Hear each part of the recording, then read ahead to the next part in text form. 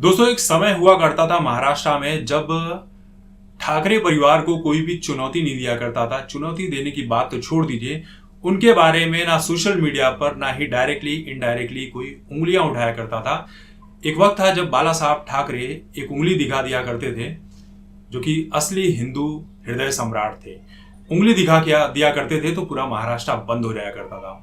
न कभी वो मुख्यमंत्री बने महाराष्ट्र के, लेकिन उनकी आवाज में एक दम था, जादू था, लोग उनकी बातों को सुना करते थे। लेकिन जैसे ही उनकी मृत्यु हुई, शिवसेना पार्टी जो पूरी तरह से टूटकर बिखर चुकी है, दो गुटों में बढ़ चुकी है, एक शिंदे गुट और एक उद्धव ठाकरे का गुट। महाराष्ट्र विकास आघाड़ी सरकार का लॉकडाउन के बाद से क्या हश्र हुआ, ये हम सभी ने देखा।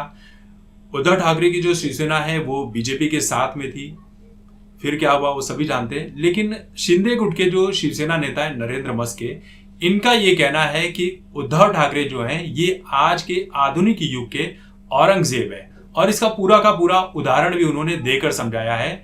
उनका ये कहना है कि अंतिम दिनों में बाला साहब ठाकरे को उद्धव ठाकरे ने बहुत परेशान किया, हर चीज से परेशान किया, झगड़ा किया करते थे प्रॉपर्टी के लिए, सत्ता के लिए और बाकी चीजों के लिए। कहते हैं कि जिस तरह से औरंगजेब ने अपने पिता को आखिरी दिनों में बहुत तंग किया था, परेशान किया था, जेल में डलवा दिया था, उद्धव ठाकरे भी वही किए थे अपने पिता बाला साहब ठाकरे को। उन्होंने आखिरी दिनों में बीमार जब भी होते तो बहुत परेशान किया था, सत्ता के लिए लालच के वश चलते परेशान किया था। नरेश मस्के का यह भी कहना है कि जिस तरह से औरंगजेब जो था अपने भाइयों को सत्ता के लिए उसने मरवा दिया था, वही काम उद्धव ठाकरे ने भी किया है कि सत्ता की लालच में इन्होंने अपने भाइयों को दरकिनार कर दिया, बगल में कर दिया। ऐसा राज ठाकरे ने भी कई बार कहा है कि उद्धव ठाकरे ने सत्ता के लिए अपने भाइयों का सर्वनाश कर दिया, बगल में कर दिया। इस तरह की बातें करते हुए नरेश मस्के जो है वो नजर आ रहे हैं। उद्धव ठाकरे ने बाला साहब ठाकरे की वैचारिक संपत्ति को छोड़ दी, उनके विचारों को छोड़ दिया, लेकिन उनके सत्ता को जिस तरह से आगे बढ़ाना चाहिए था वो नहीं कर सके। उन्होंने कांग्रेस की विचारधारा को अपना लिया और सभी गलत कार्यों में वो लिप्त हो गए और पार्टी को एक गलत दिशा में ले जाकर पूरी तरह से बर्बाद कर दिया। बाला साहब ठाकरे जब जीवित थे तो उन्होंने कहा था कि वो कभी भी कांग्रेस के साथ हाथ नहीं मिलाएंगे, लेकिन उनकी मृत्यु के बाद सत्ता लालच में, महाराष्ट्र का मुख्यमंत्री बनने की लालच में उद्धव ठाकरे ने सीधे जाके कांग्रेस से हाथ मिला लिया और वो एक शेर से कठपुतली बनकर रह गए।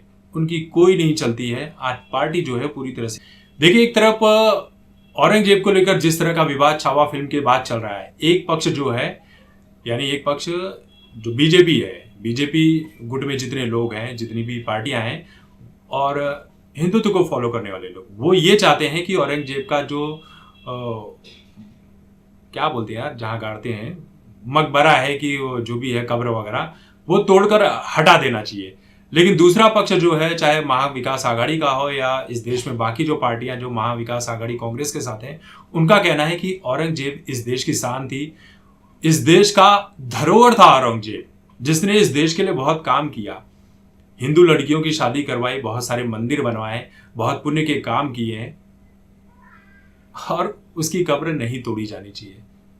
तो आप सोच लीजिए कहां पर जा रहा है देश। और फिर ये कहते हैं कि भाई